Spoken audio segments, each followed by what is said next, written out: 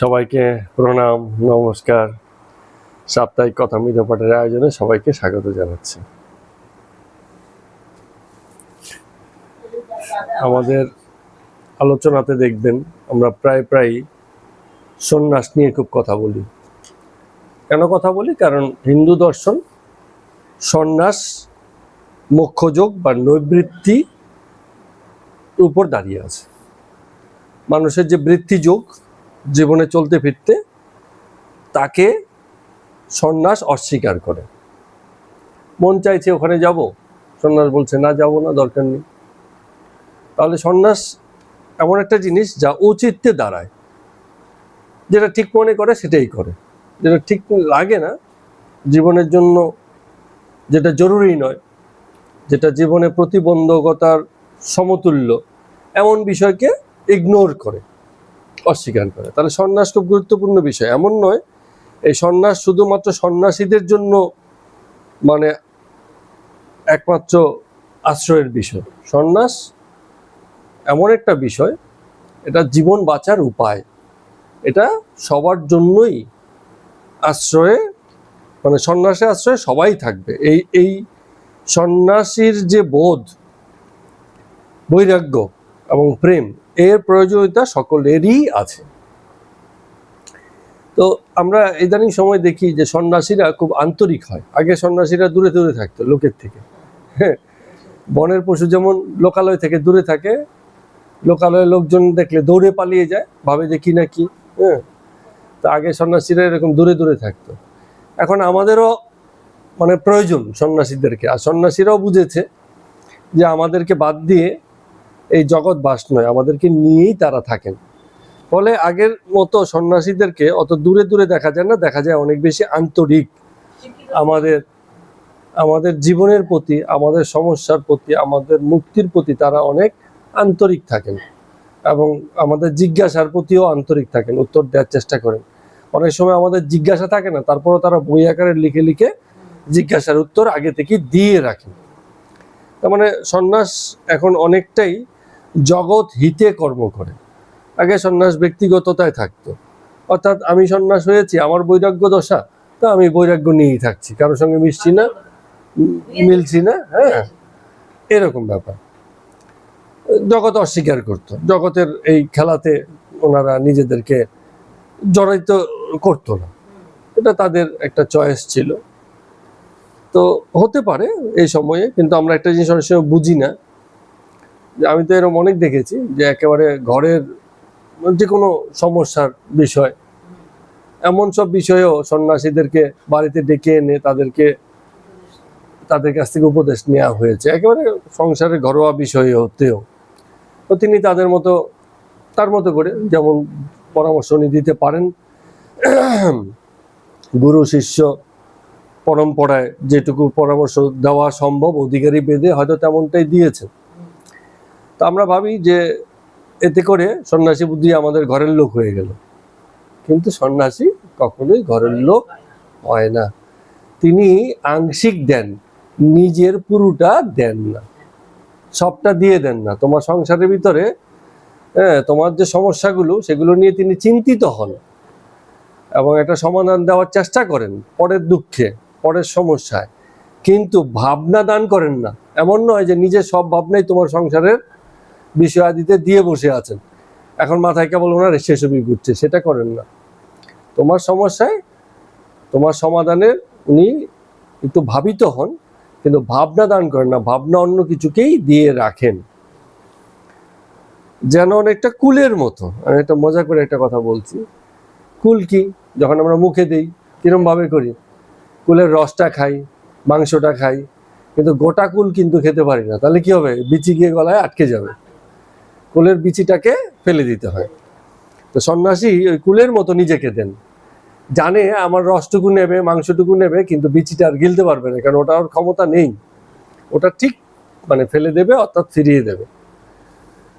তো আমাদেরও মনে রাখা উচিত যে আমরা সন্ন্যাসীদের কাছ থেকে বুদ্ধি নেব, পরামর্শ নেব ঠিক, কিন্তু সন্ন্যাসীকে নিজের সংসারের সদস্য বা বন্ধু বানিয়ে যদি তাকে নিয়ে নিজের জীবনটাকে জড়িয়ে ফেলি, তাহলে কি হবে? সন্ন্যাসীও বিপদে পড়বে, আমিও বিপদে পড়বো। কেন? কারণ তিনি কখনোই জগতের সংসারের হওয়ার নয়, আর তিনি তাতে রাজিও নন।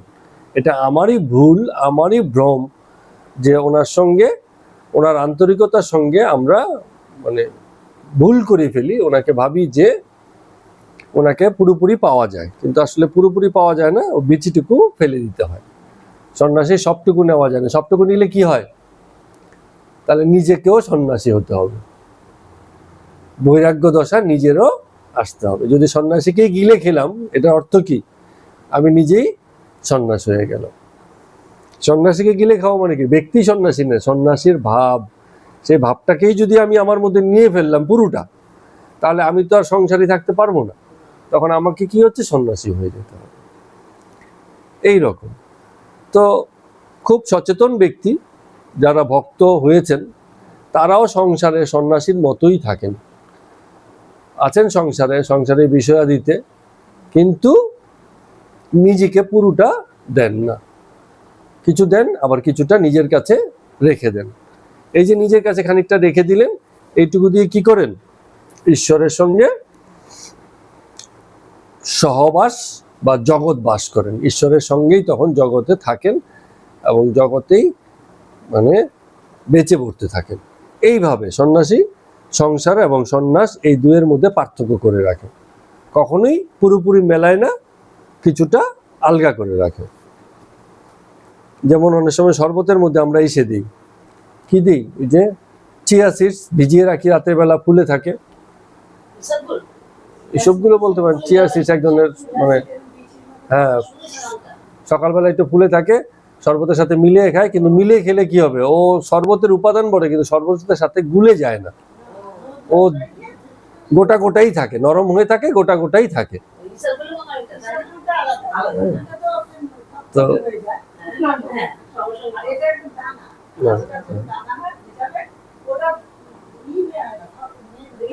মেশে না, হ্যাঁ, নরম কিন্তু মেশে না। এমনিতেই মনে হয় যেন তরল হয়ে গেছে, কিন্তু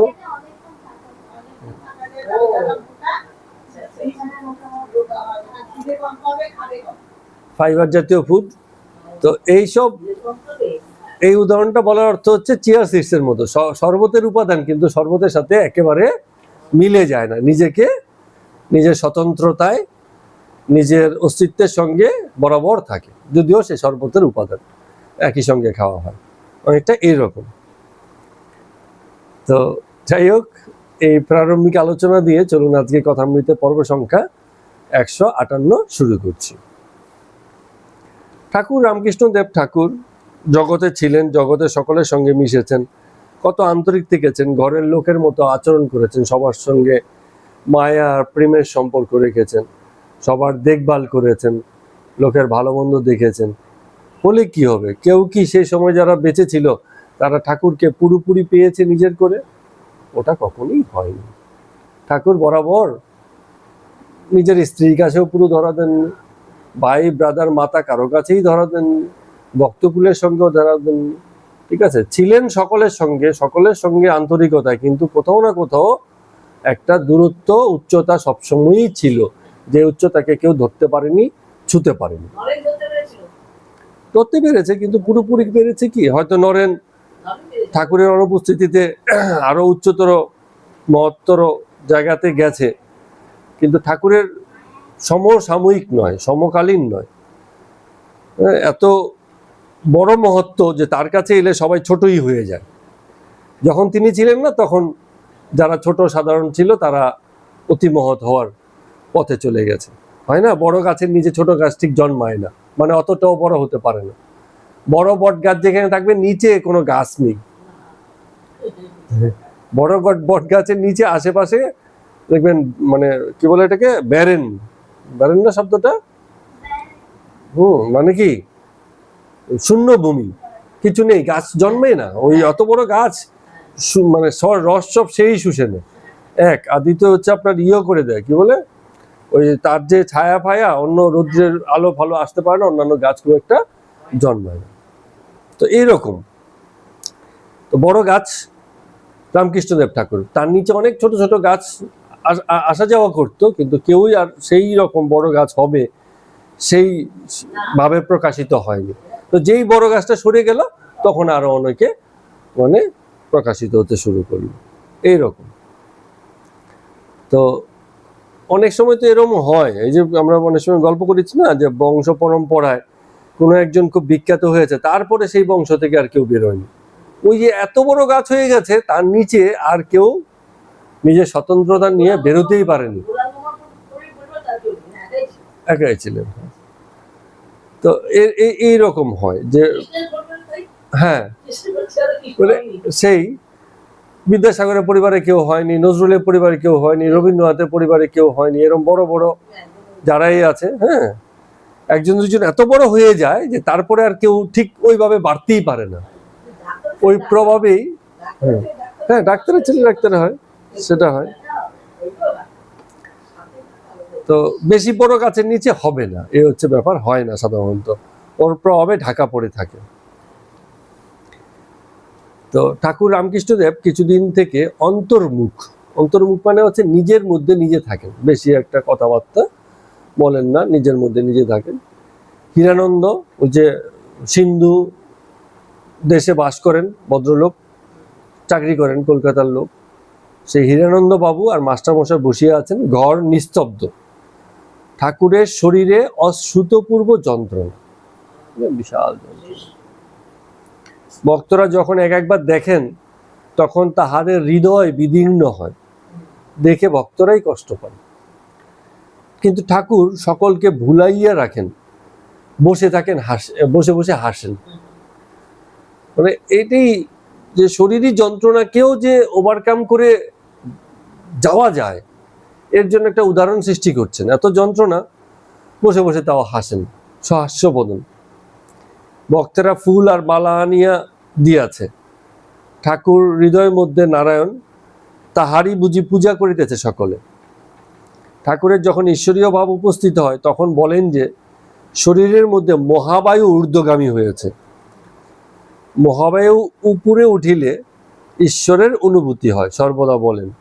এইবার মাস্টারের সহিত কথা বলছেন, মাস্টারকে বলছেন বায়ু কখন উঠেছে জানি না, মাস্টারের সঙ্গে আস্তে আস্তে কথা বলেন।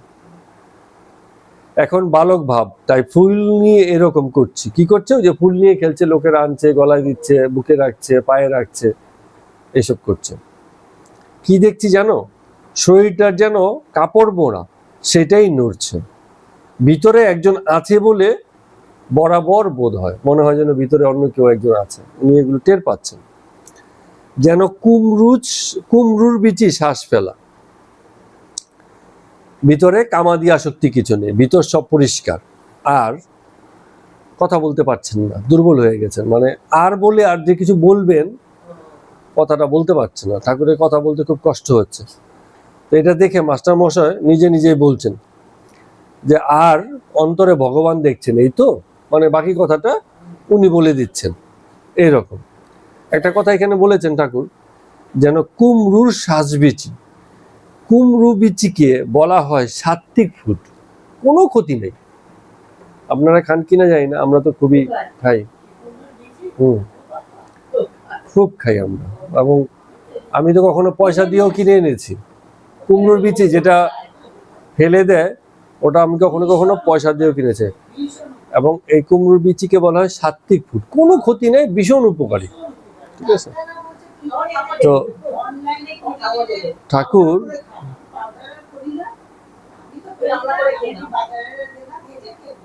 ঠাকুর যেটা বলছেন যে কুমড়োর বীজির মতো, অর্থাৎ এত সাত্ত্বিক ভিতরটা, কামাদি আসক্তি কিছুই নেই। কুমড়োর বীজি খেলে কোনো অন্তরে, হৃদয়ে, শরীরে কোনো কামনা বাসনা জাগরণ ঘটবে না।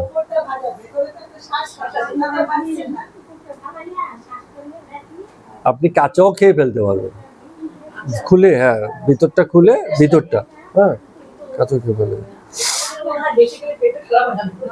না না, ওর কোনো খারাপ কিছু নেই, বেশি খাওয়ার জায়গাও নেই। কত খাবেন, মানে এই তো ওই করলে একটুখানি হয়ে যায়। এটা আপনার রেডিমেড অনলাইনে কিনতে পাওয়া যায়, 1200-1500 টাকা কিলো, 1 কিলো দাম 1200-1500 টাকা, এই কুমড়োর বিচি। হ্যাঁ, শ্বাসটুকু, শ্বাসটা হ্যাঁ ছাড়িয়ে বিক্রি করে, ছাড়িয়ে যেটা বিক্রি করে।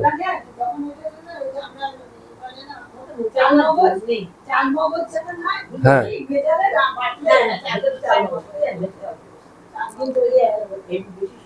তো ঠাকুরের রামকৃষ্ণদেব ঠাকুর বলছেন যে ওই যে মাস্টারমশাই বলে দিলেন যে অন্তরে ভগবান দেখছেন, এটার উত্তরে ঠাকুর আস্তে আস্তে বলছেন একটু সময় নিয়ে, যে অন্তরে বাইরে দুই দেখছি, অখণ্ড সচ্চিদানন্দ, সে একই আছেন, ভিতরেও যিনি আছেন বাইরেও সে তিনি আছেন। সচ্চিদানন্দ কেবল একটি খোল আশ্রয় করে সেই খোলের অন্তরে বাইরে রয়েছেন, এটা দেখেছি। খোল কোনটা? এই শরীরটা হচ্ছে খোল। আমরা যে ভিতর আর বাহির বলি, কোথাকার কি ভিতরে বাহিরে সব তিনিই আছেন, মাঝখানে হচ্ছে খোল। ওই যে আমরা নদীর জলের উদাহরণ দিয়েছিলাম, বা সমুদ্রের জলে আমরা ঘট মানে ডুবিয়েছি, ঘট ডুবিয়েছি পরে ঘট বলছে ভিতরের জল হচ্ছে ঘটের জল আর বাইরের জল হচ্ছে সমুদ্রের জল। আমাদের ব্যাপার হয়ে গেছে অনেকটা এরকম, যেহেতু আমরা একটা শরীর পেয়েছি, আমরা বলি শরীরের বাইরে এই আর শরীরের ভিতরে হচ্ছে এই, কিন্তু ভিতর বাহির সবই এক। এই শরীরটা হচ্ছে খোল মাত্র, এটা আছে বলেই এই বেদ হয় যে ভিতর আর বাহির। আর যদি এটার ব্যাপারটাকে অস্বীকার করা হয় তখন দেখা যাচ্ছে অখণ্ড। অখণ্ড মানে কি? টুকরো হয়নি, একটাই আছে, অখণ্ড সচ্চিদানন্দ। সৎ চিদ আনন্দ স্বরূপ সেই ভগবানের যে প্রকাশ, সেই প্রকাশটা অখণ্ড মানে টুকরোহীন হয়ে এক হয়ে আছে ভিতরে বাইরে।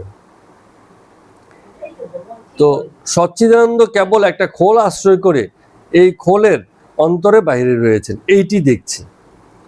তো মাস্টার মশাই আর হীরানন্দ এই ব্রহ্মদর্শন কথা শুনিতেছেন, এবং এই যে কথাটা বলেছে খুব সুন্দর, মানে ব্রহ্মদর্শন কথা, এই যে এটাই ব্রহ্মদর্শন।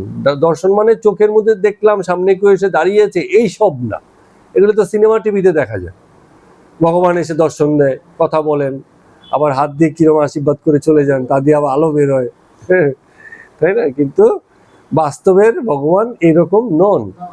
এই যে দেখছেন ভিতরে বাইরে যে এক হয়ে আছে, সেই আনন্দেরই খেলা জগৎ জুড়ে, এটাই দর্শন, প্রকৃত দর্শন। এই দর্শন হয়তো চক্ষু দিয়ে হয় না, এই দর্শন অন্তর ইন্দ্রিয় দিয়ে হয়, অন্তর ইন্দ্রিয় দিয়ে হয়, সে কথাটাই বলছেন।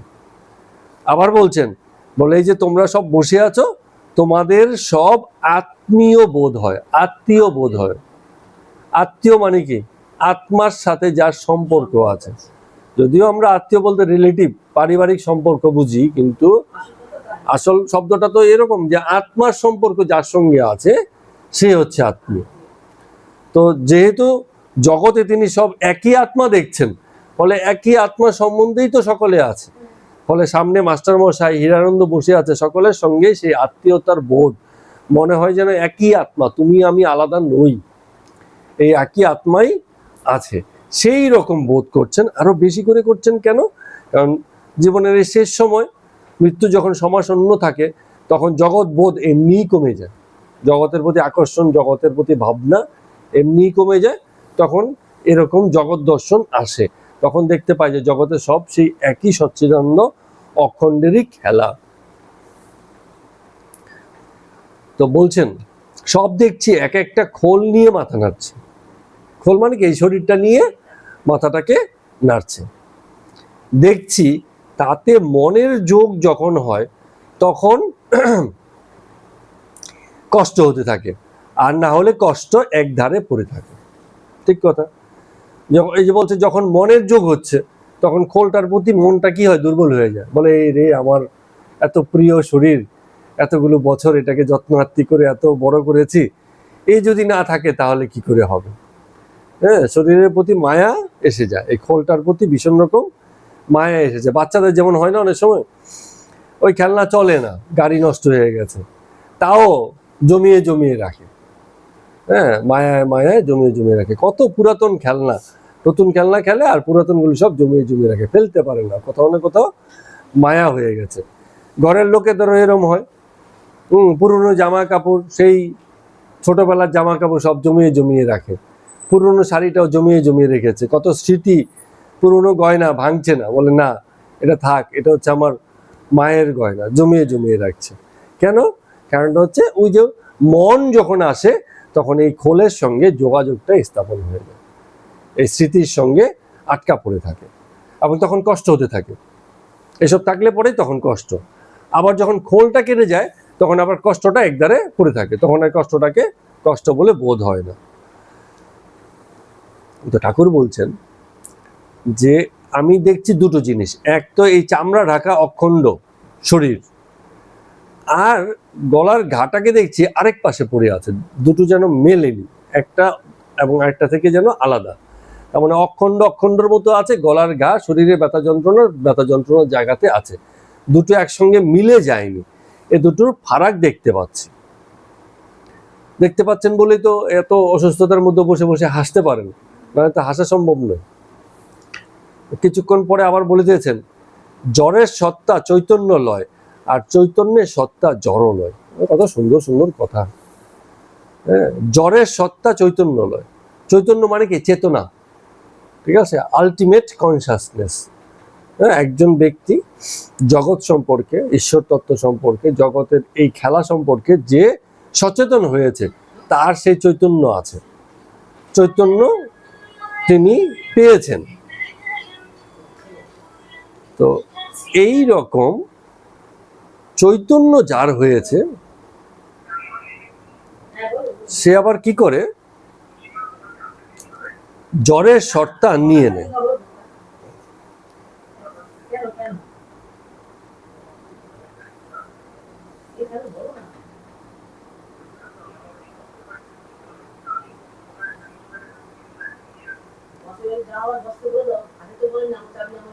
জ্বরের সত্তা চৈতন্য নয়, চৈতন্য সত্য।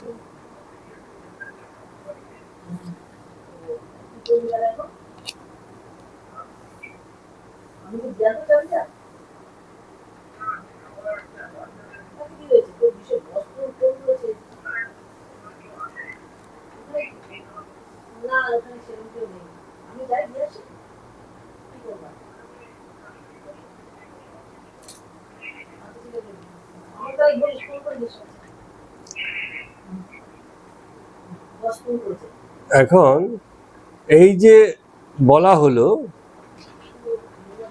চৈতন্য, যে জগতের এই খেলাটা সম্পর্কে সচেতন হয়ে গেছে, যে জেনে গেছে, এই যে চৈতন্য সত্তা, এই চৈতন্য সত্তা সবকিছু জেনে শুনে জ্বরের মতো হয়ে যায়। জ্বরের মতো হয়ে যায় মানে কি? তখন আর সে ক্রিয়া প্রতিক্রিয়া অত দেখায় না।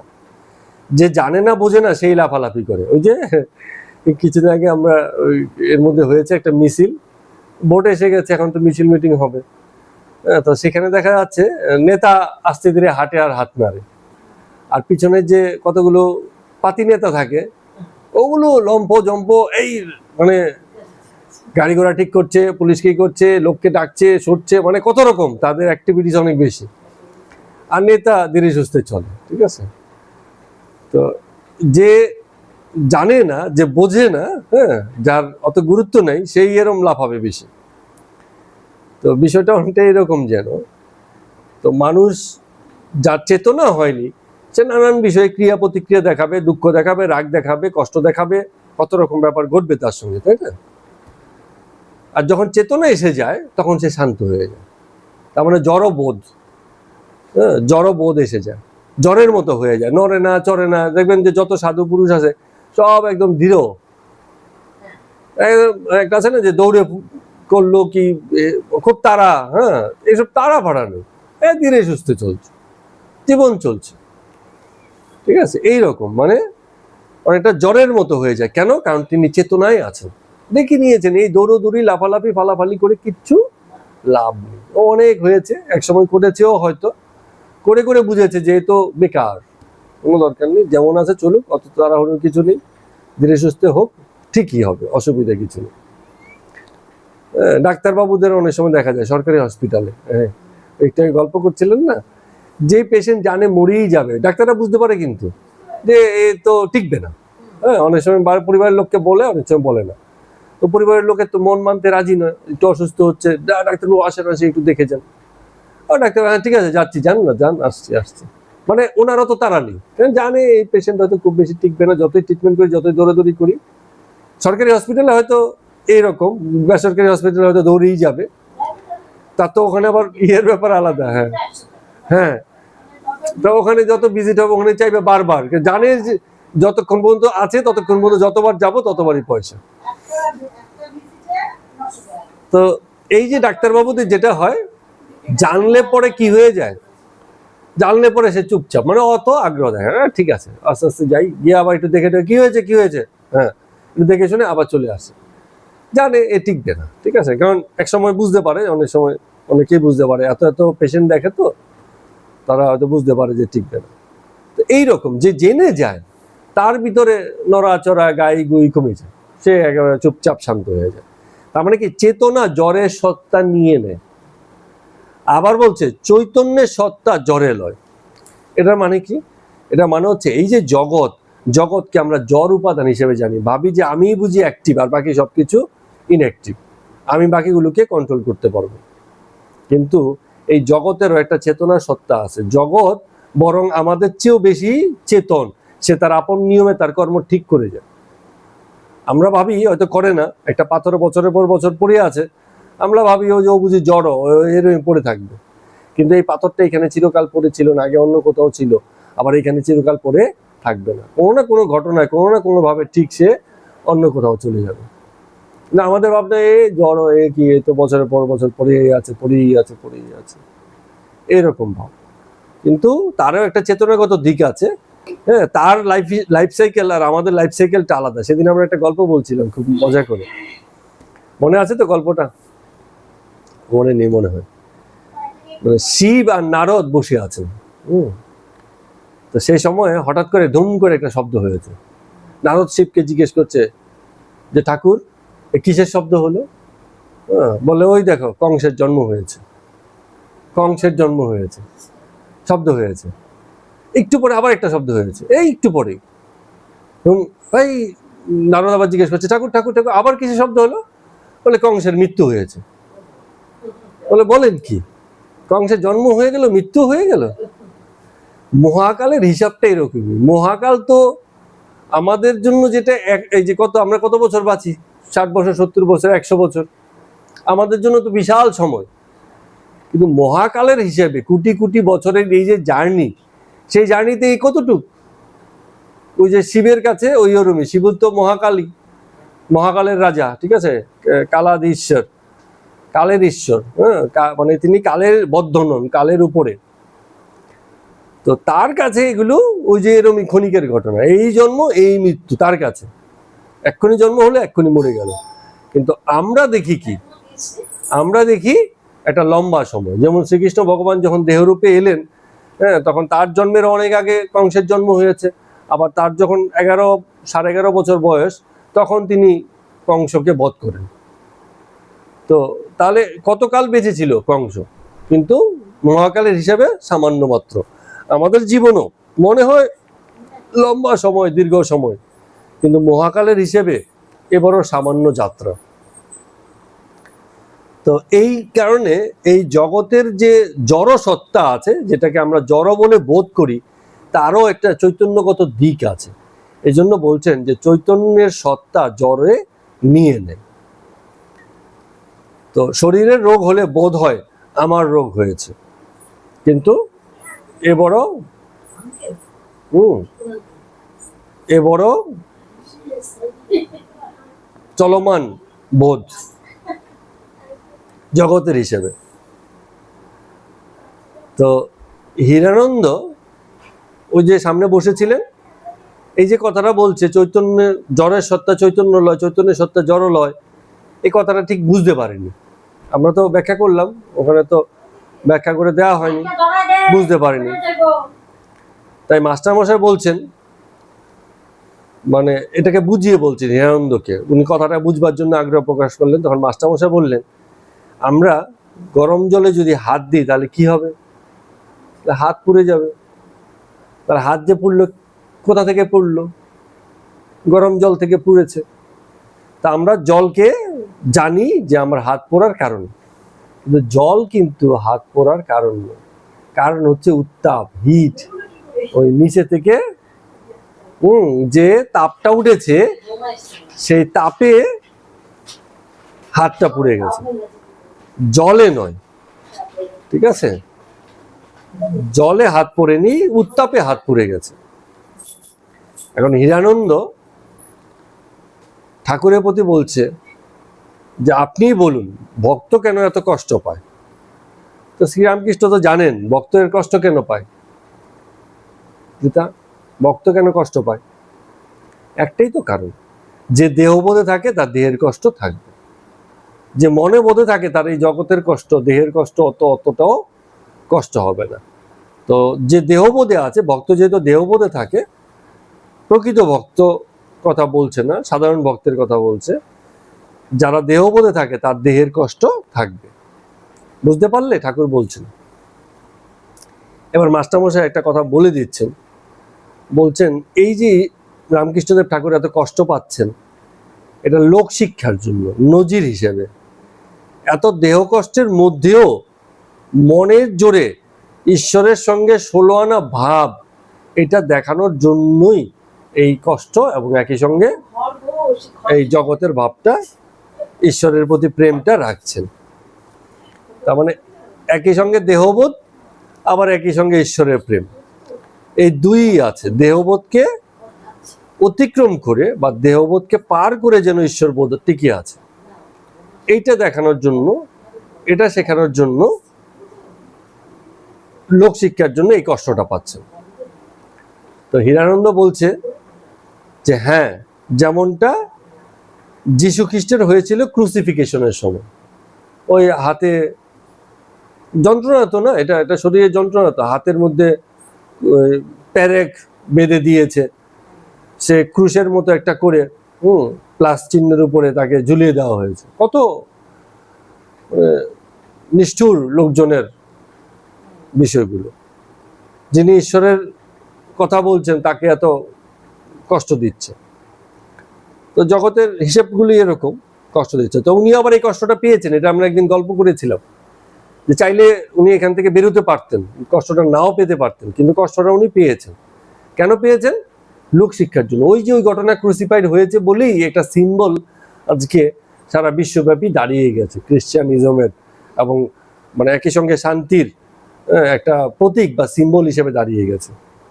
কিছু কিছু ভৌতিক সিনেমাতে দেখা যায় কি, ভূত যখন আসে ওই ক্রুশটা দেখায়, এই ক্রুশ মানে, ক্রুশ হচ্ছে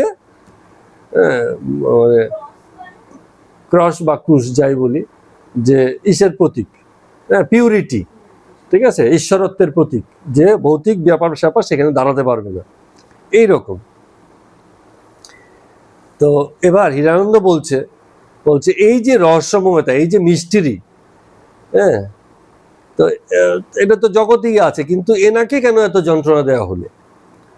তো মাস্টারমশাই বলছেন যে ঠাকুর একটা কথা প্রায়ই বলেন, এই যে অসুখ বিসুখ হয়েছে এসব বিষয়ে বলেন, কি বলেন? মায়েরই ইচ্ছা। এখানে তারই খেলা চলছে, মায়ের ইচ্ছায় অসুখ হয়েছে, কষ্ট ভোগ করছে, মায়েরই ইচ্ছা, তাহলে আর অত কষ্টটা থাকে না। তো রামকৃষ্ণদেব ঠাকুর আস্তে আস্তে বলছেন, কথা বলতে পারছেন না, বলছে অবস্থা বদলাচ্ছে, মনে করেছিলুম সকলের চৈতন্য হোক, কিন্তু এখন দেখছি মানে সকলের মধ্যে পাপ বোধি বসে আছে, চৈতন্যের দিকে মন নেই। তো মাস্টারমশাই হীরানন্দকে বলছেন, যে হীরানন্দকে বলছেন যদিও, কিন্তু শুনছেন মাস্টার আমাদের রামকৃষ্ণদেব ঠাকুর, তো ওনাকে শুনিয়েই বলছেন, হীরানন্দকে শুনিয়েই বলছেন যে সময় না হলে বলবেন না, যার চৈতন্য হবার সময় হবে তাকেই শুধু বলবেন। স্বাভাবিক এটা, যার ওই সব ব্যাপারে মন নেই তাকে বলে লাভ নেই। যেমন আমরা পাঠ টাট করি, এরকম 2 দিন 3 দিন করে যাই, আপনারা তো আসেন, সময় দেন, অনেকের কাছে এটা খুব বোরিং লাগবে, বলে কি করে, তো মানে তো এরকম মনে হবে। কোনো দিন পাঠের আনন্দ তো সব দিন একরকম হয় না, কোনো দিন আমাদের পাঠের বিষয়বস্তু একটু বোরিং থাকতে পারে, সেই সব দিনগুলোতে হয়তো অতটাও আনন্দ হয় না, তাই না? তো বিষয়টা হচ্ছে তারপরেও আমরা এর সঙ্গে জুড়ে থাকি, কারণ এর ভিতরে কোথাও না কোথাও একটা আনন্দের ভাব একটা পাই, একটা কোথাও বিচার বুদ্ধির জায়গা খুলে যাচ্ছে, এইসব কারণে এসবের সঙ্গে থাকি। তো যে আনন্দে আছে সে এইরকম অন্যের কাছে যেটা বোরিং সেই জিনিসটা তাকে আনন্দ দেবে, আর না হলে নতুন কারোর কাছে যার সময় হয়নি, যার চেতনার প্রতি আগ্রহ নেই, সে বলবে বেকার সময়, চল ভাই অন্য কিছু করি গে চল, এরকম। তো হীরানন্দ ঠাকুরের পায়ে হাত বুলাইতেছেন। এটা ঠাকুরের এমনি শরীর ছিল একদম কাঠি শরীর, সেই সময় তো একদম খুব খারাপ অবস্থা। আর সেই সব ছবিগুলো ফটো কিন্তু ছিল, আপনারা কখনো দেখেছেন কিনা, মৃত্যুসজ্জায় যে শুয়ে আছে একদম মানে কাঠি, একদম কাঠি, মুখ টুক শুকিয়ে গেছে, ই হয়ে গেছে, দেখেছেন শেষ যখন দাঁড়িয়ে আছে, হ্যাঁ বিছানায় লেগে যাওয়া অবস্থা, হ্যাঁ শরীর যেন বিছানায় মিলে গেছে, লেগে গেছে এরকম। তো সেই কাঠি কাঠি পায়েই হীরানন্দ ঠাকুরের পায়ে হাত বুলিয়ে দিচ্ছে। আর হীরানন্দ তো মিষ্টি কথার মুখ হাসি হাসি। হীরানন্দ বলছে, অত ভাবেন কেন, ডাক্তারে বিশ্বাস করলেই তো নিশ্চিন্ত, আপনি তো বালক মাত্র। রামকৃষ্ণ ঠাকুর বলছে, ডাক্তারে আর বিশ্বাস করতে পারলাম কই, ডাক্তার সরকার তো বলে গেছে ছাড়বে না। ডাক্তার সরকার তো মুখে মুখে বলে দেয় না, বলে না এরকম ছাড়বে না, ও আগেই বলে দিয়েছে। তো হীরানন্দ বলছে, তাহলেও এত ভাবনা কেন, যা হবার হবে, সারবে না সারবে না, ঠিক আছে চলো ভাই, কিছু একটা অসুখ বিসুখ নিয়ে তো যেতেই হয়। হ্যাঁ, মাস্টারমশাই বলছেন যে উনি আপনার নিজের জন্য ভাবেন না, ওর তো সবই, এই যে শরীরে এখনো আছেন, সেও ভক্তের সঙ্গ করবেন বলেই আছেন। ঠাকুর নিজেও বলেছেন যে যতক্ষণ শরীরে আছে, কেন শরীর রক্ষা করতে চাই, যতক্ষণ শরীর আছে ততক্ষণ তো ভক্তদের দেখতে পাচ্ছি, ভক্তের সঙ্গে থাকতে পাচ্ছি, এই লোভে লোভে, ঠিক আছে, এই এক প্রকারের কামনায়। কিন্তু সেই সময়টা বড় গ্রীষ্মকাল, গ্রীষ্মকাল মানে কি প্রচন্ড গরম পড়েছে, ওই যে এপ্রিলের মাঝামাঝি, আমরা এখন যে সময়ে আছি ঠিক এই সময়টা, মধ্যাহ্নকাল, খসখসে পর্দা এনে দিয়েছিল, সে আবার টাঙানো হয়েছে। হীরানন্দ উঠিয়া পর্দাটাকে ভালো করে টাঙাইয়া দিতেছেন, ঠাকুর দেখিতেছেন। এবার হীরানন্দকে রামকৃষ্ণদেব ঠাকুর বলছে, তুমি পাজামার কথা বলেছিলে না, পাঠিয়ে দিও।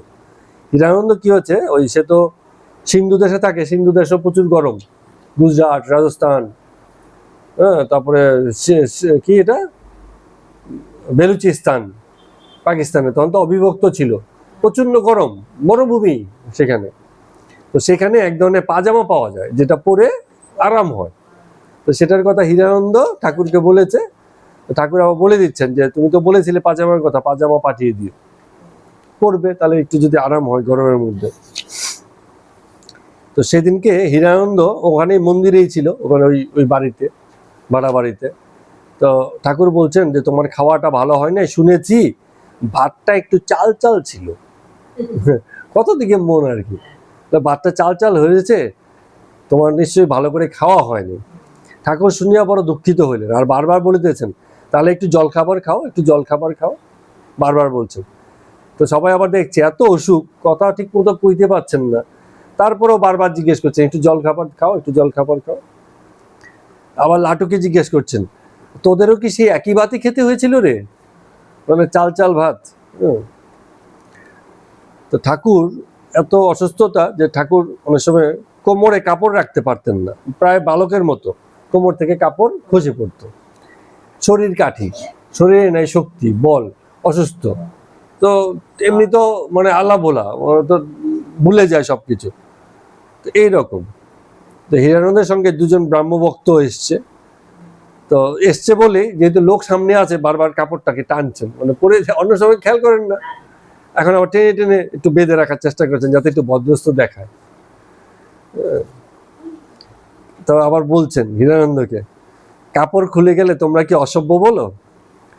হীরানন্দ বলছে, তাতে আপনার কি, আপনি তো বালক। তারপর রামকৃষ্ণ আবার বলছে, বলে না, ব্রাহ্ম ভক্তরা এলে কাপড় টাপড় ভালো করে পরে থাকি, কারণ ওরা এগুলো মানে না, ওরা বলে কিসের ইয়ের কাছে এসে সাধু পুরুষ মহাপুরুষ দেখতে আসছি, কাপড়ই তো রাখতে পারে না। তো এই জন্য ব্রাহ্মভক্তরা এলে, ব্রাহ্মভক্তরা কি আধুনিক ব্রাহ্ম সমাজের লোক, সম্ভ্রান্ত ব্যক্তি বিশেষ বিষয়, হ্যাঁ, কলকাতার বড় বাবুরা, তো তারা এলে তো একটুখানি ভদ্রলোক হয়ে থাকতে হয়, এটা ঠাকুর আবার এটুকু বোঝে। তো হীরানন্দ এবার বিদায় গ্রহণ করবেন। তিনি ওই যে সিন্ধু দেশে চাকরি করেন, কি চাকরি করেন সেখানে এটা বলা হয়েছে, দুটো সংবাদপত্রে তিনি সম্পাদক। 1884 খ্রিস্টাব্দ হতে 4 বছর ধরিয়ে এই কাজ করেছেন। সংবাদপত্রের নাম একটা হচ্ছে সিন্ধু টাইমস, আর একটা হচ্ছে সিন্ধু সুধার। 1883 খ্রিস্টাব্দে তিনি বিএ উপাধি পেয়েছিলেন।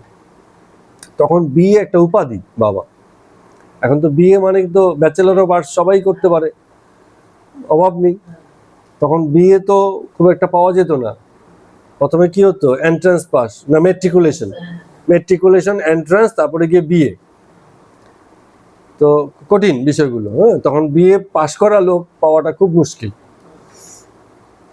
তো কলকাতায় পড়াশোনা করে সে কেশব সেনের সঙ্গে সর্বদা যোগাযোগ করত, সেখান থেকেই আলাপ, এবং এখন রামকৃষ্ণদেব ঠাকুরকে সেই অত দূর থেকে কালীবাড়িতে দেখতে এসছে। তো রামকৃষ্ণদেব ঠাকুর হীরানন্দকে বলছেন, অত দূর দেশে চাকরি করো, কি দরকার, নাই বা গেলে। তো হীরানন্দ হাসতে হাসতে বলছে, বাহ, সেখানে না গেলে কি করে হবে, সেটা যে আমার চাকরি। রামকৃষ্ণদেব বাবা জিজ্ঞেস করছেন, কত টাকা মাইনে পাও? বলে, এসব কাজে মাইনা কম। বলে, তাও বলো না কত? হীরানন্দ হাসছে, বলছে না মুখে। বলে, দরকার কি, এই 4-5 টাকা মাইনে পাও, এখানেই থাকো না, হ্যাঁ, কি হবে অত কর্ম করে। হীরানন্দ চুপ করে আছে, সংসারী লোক, তার তো দরকার। ঠাকুর ভাবছে, দরকার কি, তুমি দেশের ছেলে, দেশেই থাকো, কত দূর দেশে গিয়ে চাকরি করো। হ্যাঁ, তো খানিকক্ষণ কথাবার্তার পরে হীরানন্দ বিদায় গ্রহণ করলেন। রামকৃষ্ণদেব ঠাকুর জিজ্ঞেস করছেন, আবার কবে আসবে? বললেন, পরশু সোমবার দেশে যাব, সকালবেলা একবার দেখা করে যাব। এই বলিয়া হীরানন্দ চলে গেলেন। রামকৃষ্ণদেব ঠাকুর মাস্টারকে বলছেন, খুব ভালো তাই না, দেখো কি সুন্দর মধুর স্বভাব। 1100 কোষ দূরে চাকরি করতে গেছে। 1100 কোষ মানে হচ্ছে প্রায় 2200-2300 মাইল, 2500 বা বেশিও হতে পারে, এত দূরে। হ্যাঁ, ওই যে আপনার সিন্ধু দেশে, সিন্ধু দেশ মানে হচ্ছে রাজস্থান, গুজরাট, পাঞ্জাব আর হচ্ছে বেলুচিস্তান, এই 4টে মিলিয়ে সিন্ধু দেশ। হ্যাঁ, সেই সময় সিন্ধু অঞ্চল। তো মাস্টারমশাই বলছেন, আজ্ঞা হ্যাঁ, খুব ভালোবাসা না থাকলে এরূপ হয় না, অত দূর থেকে আপনাকে দেখতে এসছে। রামকৃষ্ণদেব ঠাকুর বলছেন, আমায় বলেছিল ওর খুব ইচ্ছা আমাকে সেসব দেশে ঘুরতে নিয়ে যায়, আর কি হয়। তো মাস্টারমশাই বলছেন, যেতে পারেন, তবে যেতে বড় কষ্ট হবে, রেলে 4-5 দিনের পথ, মানে ট্রেনে করে 4-5 দিন লাগবে যেতে। 3টে পাস মানে 3-3 বার পাল্টে যেতে হবে। না না, ও 3টে পাস মানে ওর পড়াশোনার কথা বলছে। ওই যে বললো 3 পাস মানে কি, বিএ পর্যন্ত পাস করেছে। মাস্টারমশাই বলছে, আজ্ঞে হ্যাঁ। রামকৃষ্ণদেব ঠাকুর বলছেন, মাদুরটা একটু পেতে দাও, বড্ড গরম, তাই বিছানার উপর মাদুর পাতিয়া দিতে বলছেন। বিছানা গরম হয়ে থাকে, মাদুর পেতে দিলে একটুখানি মানে এসে লাগে, ঠান্ডা ঠান্ডা বোধ হয়। মাস্টারমশাই হাওয়া করছেন। ঘুম কি একটু হয়েছিল? রামকৃষ্ণদেব ঠাকুর একটুখানি তন্দ্রার মতো এসে গেছিল, জেগে বলছেন, নিজেও টের পাচ্ছেন না ঘুম হয়েছে কি হয়। মাস্টারমশাই বলছে, আজ্ঞে হ্যাঁ, একটু ঘুমিয়েছিলেন। তো এমন সময় নরেন্দ্র, শরৎ, মাস্টারমশাই নিচে হল করে বাইরে বেরিয়ে কথা বলছেন। নরেন্দ্র বলছে, এখানে নরেন্দ্র ব্যাপারটা একটু আলাদা।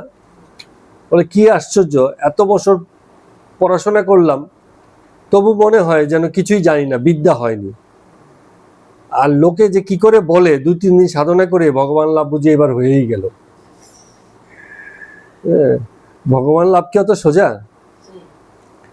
শরৎকে বলছে নরেন্দ্র, বলে, তুই তো বলিস তোর শান্তি হয়েছে, মাস্টারমশাইও বলে মাস্টারমশাই শান্তি হয়েছে, বলে আমার শান্তি কোথায়, আমার শান্তি হচ্ছে না কেন? এটা কিন্তু একটা মানে নরেন্দ্র একটা ব্যাপার আছে, সে সত্য স্বীকার করতে রাজি। ও যাই কিছু ভক্তপথে আছে, যাই কিছু আছে, কিন্তু কোথাও যেন শান্তি পাচ্ছে না, এটা লুকোচ্ছে না। লোকে কি হয়, নিজেকে মিথ্যে সান্ত্বনা দেয়, হ্যাঁ আমি অনেক শান্তিতে আছি, আসলে কিন্তু শান্তিতে নেই। আছে যন্ত্রণায়, কিন্তু নরেন্দ্র সৎ, সে স্বীকার করতে রাজি। হ্যাঁ, আমার তো যন্ত্রণা হচ্ছে, আমার যন্ত্রণা তো যায়নি, তো আমার যন্ত্রণা কোথায়, আমি তো এত কিছু করেও আমার কিছু হচ্ছে না, স্বীকার করতে রাজি। আর কেউ কেউ হ্যাঁ হ্যাঁ আমার বুঝি হয়ে গেছে, তো সেই কথাটাই বলছে আর কি। তো এই যে বলছে যে সত্য, এই যে সত্য স্বীকার করে, সত্যটা কি, সত্য কাকে বলে, হোয়াট ইজ ট্রুথ? যা আছে বা যা নেই তাকে স্বীকার করাটাই সত্য। এর বাইরে আর কিছু নেই। সত্য তো রিলেটিভ, পরম সত্য বলে কিছু নেই। যখন জগতে থাকবো, জগতের বিষয় আসে বলবো, তখন সেটা সেই হিসাবে সত্য।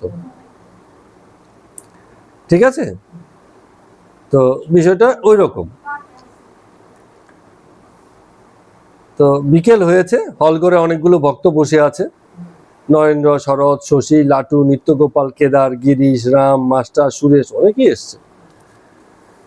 তো কেদার এসছেন অনেকদিন বাদে। কেদার কোথায়? ওই যে ঢাকাতে চাকরি করতেন কেদার বাবু, তিনি বিষয়কর্ম উপলক্ষে ঢাকায় ছিলেন, এখন ঠাকুরের ওষুধের কথা শুনে এসেছেন, এর আগেও এসেছিলেন।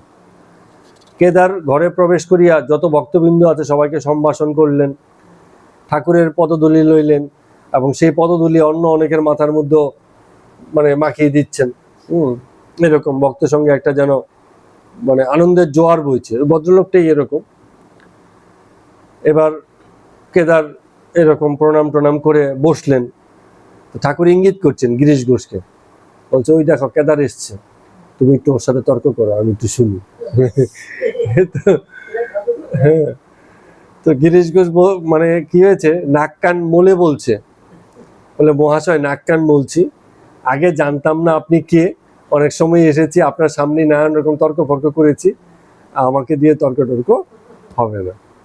ঠিক আছে, ঠাকুর হাসছে। তো এবার নরেন্দ্রকে নিয়ে পড়েছে, দেখাচ্ছে ওই যে দেখো নরেন্দ্রকে, সব ত্যাগ করেছে, গৃহে থেকেও গৃহে নেই, এরকম অবস্থা।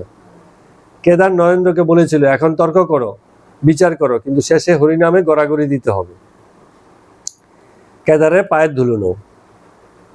কেদার নরেন্দ্রকে বলছে যে আমার পায়ের ধুলো নিতে হবে না, ওনারই পায়ের ধুলো নাও, তাহলেই হবে, মানে রামকৃষ্ণদেব ঠাকুরকে দেখিয়ে বলছে। এর মধ্যে সুরেন্দ্র বলে একজন ভক্ত ছিল, ওনার সম্পর্কে আমরা গেল দিনকে জেনেছিলাম। উনি ভক্তদের মধ্যে থেকে পিছনে বসে আছে, সবার পিছনে। তো ঠাকুর আবার এটা খেয়াল করছেন, কেন? কারণ সুরেন্দ্রর একটু অভিমান হয়েছে। কি অভিমান হয়েছে? ওই যে সেই যে বাগান বাড়ি ভাড়া করেছিল, সেই বাগান বাড়ির খরচাটা সুরেন্দ্রই দেয়, আর অন্য যা কিছু লাগে, একটা পরিচারিকা, একটা রাঁধুনি রাখা হয়েছে ঠাকুরের সেবার জন্য, অন্যান্য খরচা যা কিছু আছে সুরেন্দ্রই দেয়। তো ভক্তরা কি করেছে, মাঝখানে এই ঠাকুরের অসুখের উপলক্ষ করিয়া মানে অর্থ সংগ্রহ করেছে অন্য লোকের থেকে, তাতে সুরেন্দ্র একটু অভিমানে লেগেছে।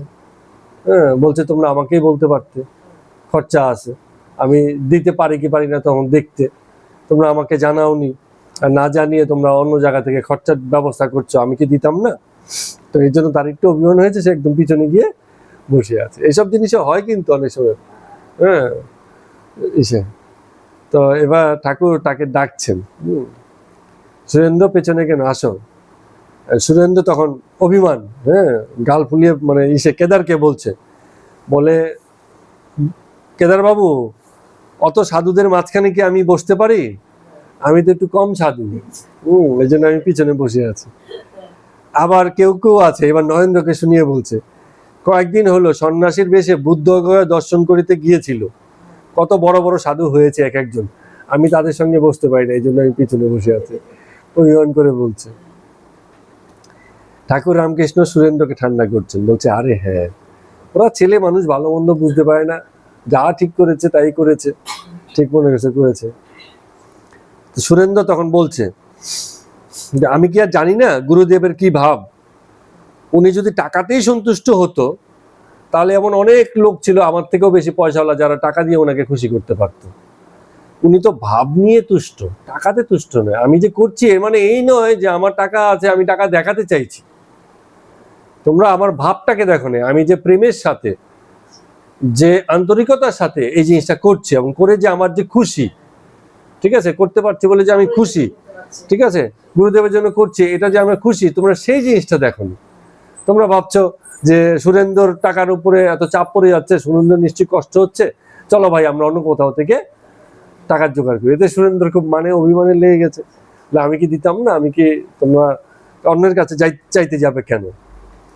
তা আমি তো জানি যে আমার যে গুরুদেব উনি টাকাতে খুশি নয়, উনি আমার ভাবেতেই খুশি। হ্যাঁ, তো ঠাকুর এই কথা শুনিয়ে খুব সায় দিচ্ছেন, বলে ভাব নিয়ে তুষ্ট, এই কথাটা তুমি খুব ভালো বলেছো, কারণ আমি ভাবেতেই তুষ্ট। ওই যে ভাব ছাড়া শুধু টাকার গরম দেখিয়ে যাবে, ওইসব জিনিস হবে না এখানে। তো ঠাকুরের সামনে বিভিন্ন রকম খাবার প্রসাদ এনে রাখা হয়েছে, ঠাকুর নামমাত্র, খেতে তো খুব একটা পারেন না, জিহ্বাতে ঠকিয়েছেন। এবার সুরেন্দ্রকে ডেকে সুরেন্দ্র হাতে দিলেন, বলে এই প্রসাদটা সবার মধ্যে তুমি বন্টন করে দাও, একটু সহজ করে নিলেন আর কি। তো সুরেন্দ্র প্রসাদ দিতে দিতে নিচে গেল, নিচে যারা ছিল অপেক্ষায় তাদেরকে প্রসাদ দিচ্ছে। রামকৃষ্ণদেব ঠাকুর এবার কেদারকে বলছে, তুমি একটু ওদেরকে বুঝিয়ে দিও তো, যাও একবার, বকাবকি করতে মানা করো, ওই যে একটু হয়েছে, মনি হাওয়া করছে। তো দেখুন ঠাকুরের কত দিকে খেয়াল, আর মনি তো ঠাকুরকে ছেড়ে যেতে চায় না, তো হাওয়া করছিল, তো ঠাকুর বলছেন যে তুমি তাহলে হাওয়া করছো, তুমিও যাও নিচে, প্রসাদ তুমিও গিয়ে প্রসাদ নিয়ে নাও, তুমি খাবে না? তো এই বলে মনিকেও বলে হাওয়া করতে হবে না, তুমি যাও, নিচে যাও। তো সন্ধ্যা হয় গিরিশ মাস্টার মশাই পুকুর ধারে বেড়াইতেছেন। তো গিরিশ বাবু বলছেন, কি গো মাস্টার, কি সব শুনছি তোমার ব্যাপারে? বলে কি শুনছেন? বলে তুমি নাকি কি সব লিখছো ঠাকুরকে নিয়ে, এই যে এই কথামৃত, ঠিক আছে? তো মাস্টার মশাই বলছে, কে বললো? তো গিরিশ বলছে, আমি শুনেছি। তো ভালো কথা, লিখছো তো আমায় একটু দেবে, আমিও পড়বো ওখানে। তো মাস্টার মশাই বলছেন, না, আমি নিজে না বুঝে কাউকে দেব না, ও আমি নিজের জন্য লিখছি, অন্যের জন্য নয়। গিরিশ বলছে, বলো কি? বলে, হ্যাঁ, আমার যখন দেহ যাবে তখন সেটা সবাই পড়তে পারবে। তো মাস্টারমশাই এই যে কথামৃত লিখেছেন সেটা উনি কাউকে সে সময়ে শেয়ার করেননি, অবশ্য শেয়ার করেছিলেন পরে, ঠাকুর মারা যাওয়ার পরে এটা ইসেকে পড়তে পাঠিয়েছিলেন, ওই নরেন্দ্রকে পড়তে দিয়েছিলেন, এবং নরেন্দ্র পড়ে সেখানে বলেছিল যে মাস্টারমশাই আপনি যা লিখেছেন একেবারে নিরপেক্ষ, এবং খুব কাছে থেকে না দেখলে এই জিনিস লেখা যায় না। মাস্টারমশাইও এখানে যা দেখতে পাচ্ছি, ঠাকুরকে যত কাছ থেকে দেখেছে, যত ঠাকুরের সঙ্গ করেছে, আর কাউকেই তো দেখিনি এতটাও সঙ্গ করতে। নরেন্দ্রও এতটা রেগুলার ছিল না, মাস্টারমশাই একজন সর্বক্ষণিক সঙ্গী ছিল, স্কুলের পিরিয়ডে মাঝখানে গ্যাপ থাকতো, সেই গ্যাপে চলে আসতেন, এতটা তার সঙ্গে ছিল। একেবারে অভিন্ন প্রাণ, অভিন্ন দেহ হয়ে একই সঙ্গে যেন থাকা। তো মাস্টারমশাইকে সেদিনে তার প্রচেষ্টা, তার আন্তরিকতা, তার সেবার জন্য অসংখ্য প্রণাম। আজকের মতো কথামৃত পাঠ এখানে শেষ করছি।